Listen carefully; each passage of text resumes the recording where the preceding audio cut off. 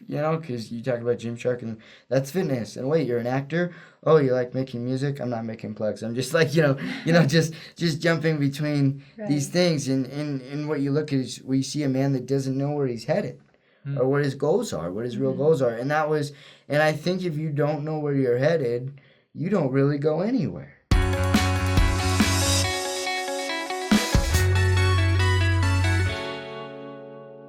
Hey guys, welcome back to Saints Unscripted. We're here today with Lee Liston.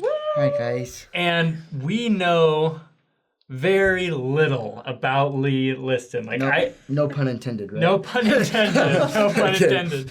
But I have seen him in, I don't know what, we haven't talked about exactly where yet, but he is an actor. So if he looks familiar, that's why. So tell us a little about, where have people seen you before? Tell us a little bit about yourself, and then we're going to talk about just kind of your faith journey, because you're a Latter-day Saint too, which is sweet, an actor and a Latter-day Saint. Yeah, I've kind of been all over the place. The biggest platforms I've been on are like YouTube. So like with YouTube, like local YouTubers like Devin Supertramp.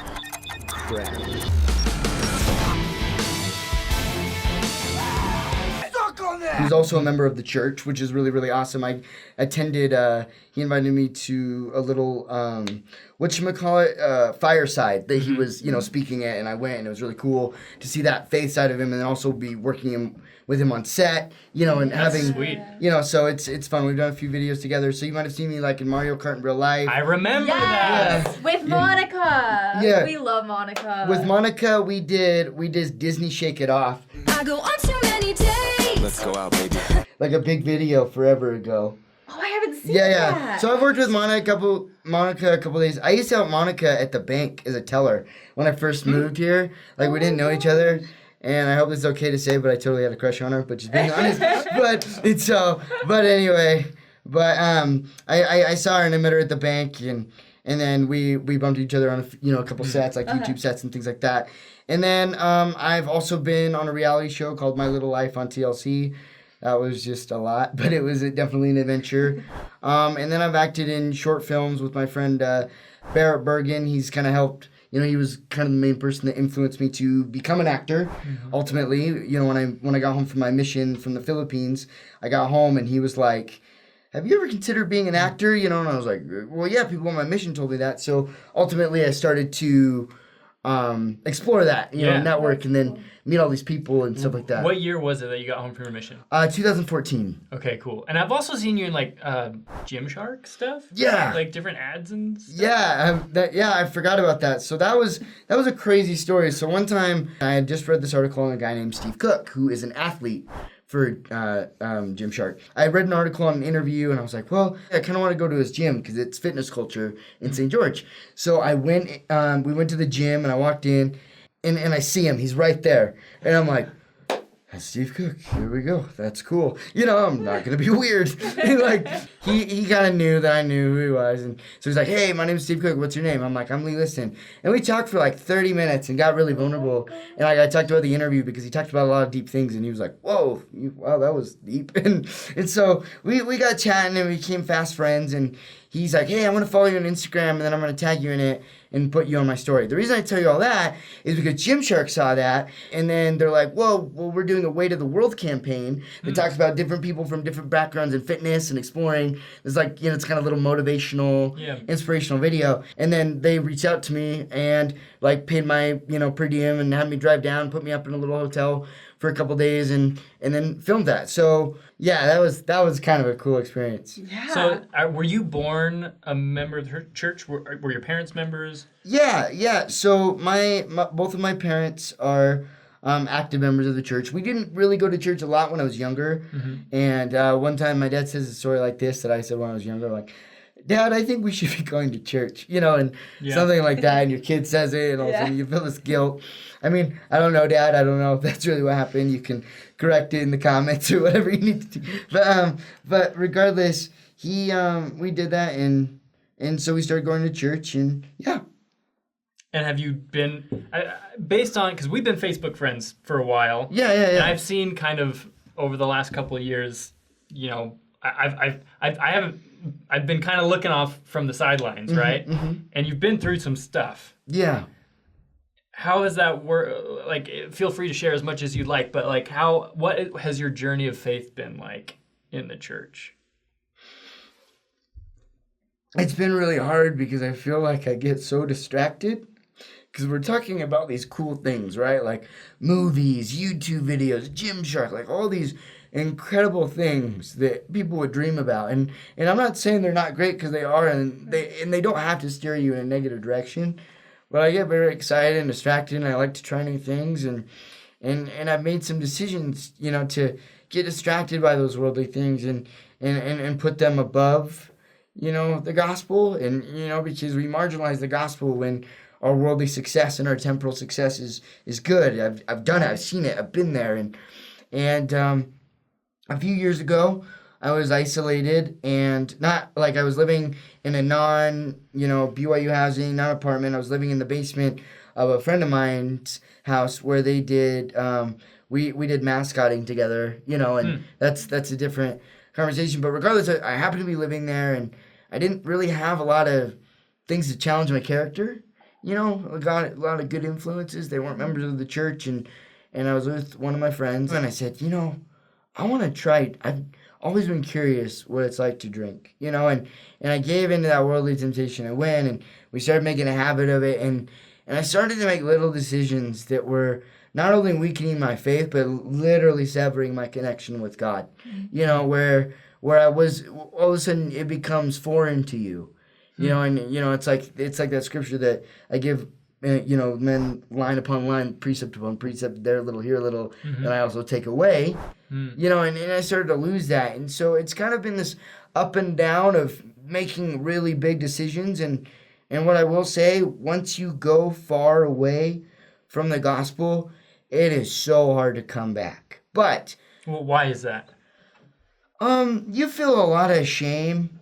It's hard to I can't go into a YSA BYU ward and be like, hey, my name's Lee and I struggle with drinking, because there's the honor code, which is like, oh, it sounds like we should kick you out of your apartment, or like, which is true, and you respect that, and it's in the contract, and I know those things. I'm not saying that's not good or bad, and I'm not saying it should be changed. It's just hard. It's just hard because I can't just be like, I'm struggling, so you feel like you're hiding and you're isolating, and it's hard to, come out and say those things openly in a safe emotional space. Right. And that's kind of been my challenge. So I want to ask you, because I feel like I get messages all the time. We get messages from people who are in the similar situation where they're like, I made some decisions, I want to put that past me and I want to come back, but they don't know how. They don't know what steps they need to take. They don't know how they can go back into a church environment and just reintroduce themselves. They don't know what time church is at. What would your advice be, knowing from your experience, to people in that situation? Well, I was with my friend, and we were sitting chatting, and he always talks to me about the gospel. Barrett, look. Is this the same friend? Yeah, this is Barrett. Oh, Barrett. So okay. sorry, I should have clarified that. He always challenges my faith and challenges my thought process, and he's been a big advocate for me to stay strong in the gospel. With him growing up in an environment where the gospel wasn't strong. Growing up in Tennessee, and I'll leave that to him to kind of tell his story, but ultimately challenging me to my faith. And he kind of had this impression, and I've been in YSA wards, for a while, but I'm not a student. I'm kind of a working professional, if you will. Yeah. So I'm not, I'm not bearing my testimony about finals or tests or, Right. Classes or things like that. I'm not in that same, and so it almost felt another layer of isolating. I'm a working professional living with people that aren't there yet. Yeah. And on some level. And so, even though we were the same age. And so, Barry got an impression, he's like, have you thought about a family ward? And doing that, even though I'm single, right? And I was like, well, I don't know, because is that, okay. And I did it, and I took the plunge, and I went to this family ward that was close to my apartment complex. And it was just the most, it was like Cinderella when she finds her, glass slipper. It was just, it felt so home. Yeah. And because I could talk about, what's your career? Oh, I do this. And, my career is this. Awesome. But single this. And it just felt so, my career, the gospel, and everything was just, because it felt like my career and gospel were separate in the YSA ward. and then here they weren't. And now I'm not saying that works for everybody, Right. and I'm not saying don't endorse why I say words, but I'm saying if you're not a student and if you're already in the environment in the working world, I would try a family word. I mean, that's just my opinion. Yeah, yeah. I really, really like what you're saying and how to maybe apply it to like other people too, because some of them might like be students, but I feel like not being afraid to try something different, because I feel like in the church, in church culture, so many people try to go through this step-by-step plan. You know, you go on your mission, you go to BYU, you get married, you start a family, whatever. But I feel like sometimes when you're going through a situation like we're talking about, it might be different to rearrange some things, try something different. You don't need to live the gospel in one particular way. The gospel should be catered around you and what you need. And so try to find a situation, someone who's in the church you can look up to and can help you through this situation, but it doesn't have to be the step-by-step process that everybody follows. So is that how it worked for you? Like, it sounds like you made some decisions, you kind of fell away from your faith, and was going to that family ward what started to turn you around, or? Mm-hmm. That's cool. Because one of the things, and it kind of goes hand in hand, I for a long time didn't even know what I was really doing with my life, because you talk about Gymshark and that's fitness. And wait, you're an actor? Oh, you like making music? I'm not making plugs. I'm just like, just jumping between these things. And what you look at is we see a man that doesn't know where he's headed or what his goals are, what his real goals are. And I think if you don't know where you're headed, you don't really go anywhere. And when you're not going anywhere, it's hard to make goals in the gospel. It's hard to make goals career-wise. It's hard to make personal goals, Right. all those things. And so one thing is whatever your goal is, especially when we're in this entrepreneur age, is run it like a business, like right from the get-go. Like get a spreadsheet and have it all organized, what your goals are, build your resume of whatever you're wanting your career to be, and then do that the same with the church and figure out how that you can live the gospel and be successful. And I feel like people tear away from it in order to be more successful, but ultimately with the message of the gospel, God can make us way more successful and way more happy than any amount of worldly success. Yeah, absolutely. So what are your goals with the gospel? I guess, where are you right now with your faith, and where do you want to go, or are you at that destination? Yeah. So my main goals are I want my temple recommend back.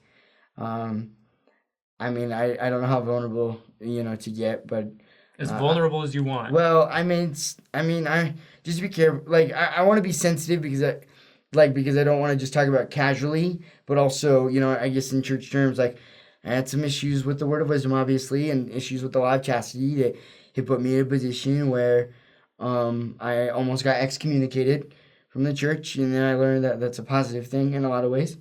But I didn't, and so I actually have a meeting tonight to finalize that and figure out what's next.